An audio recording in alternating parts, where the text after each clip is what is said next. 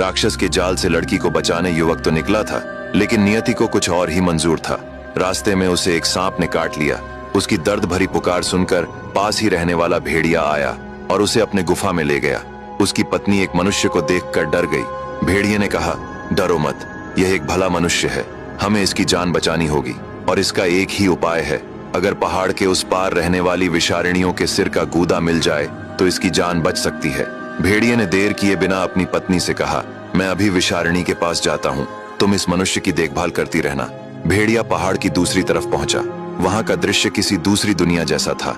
अचानक सामने एक प्राणी आई जिसका निचला हिस्सा चमकीले मोर जैसा था और ऊपर का हिस्सा स्त्री का।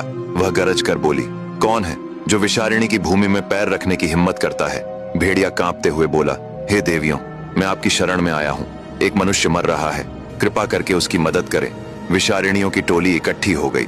फिर उनकी मुखिया धीरे से मुस्कुराई और बोली, ठीक है भेड़िए, हम सहायता करेंगे, लेकिन एक शर्त है। भेड़िया बोला, कैसी शर्त? मुखिया बोली, जिस मनुष्य को तुम बचाना चाहते हो, वह जिस राक्षस का नाश करने निकला है, वह साधारण राक्षस नहीं है, वह हमारी रानी का शत्रु है।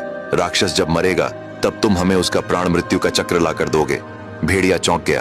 प्राण मृत्यु का चक्र? वह क्या है? विषारिणी बोली, राक्षस के तोते में उसका प्राण बसा है। जब वह प्राण नष्ट होगा तो उससे एक प्रज्वलित शक्ति निकलेगी। उसे एक शीशी में बंद करके मुझे सौंपना होगा, तभी मैं उस मनुष्य की मदद करूंगी। भेड़िया समझ गया कि सौदा कठिन है, लेकिन युवक को बचाने के लिए वह तैयार था। उसने सिर झुकाकर कहा, मैं यह सौदा स्वीकार करता हूँ। विषारिणी मुस्कुराई, ठीक है, चलो तुम्हारे मित्र को बचा देते हैं। विषारिणी हवा में उड़ी।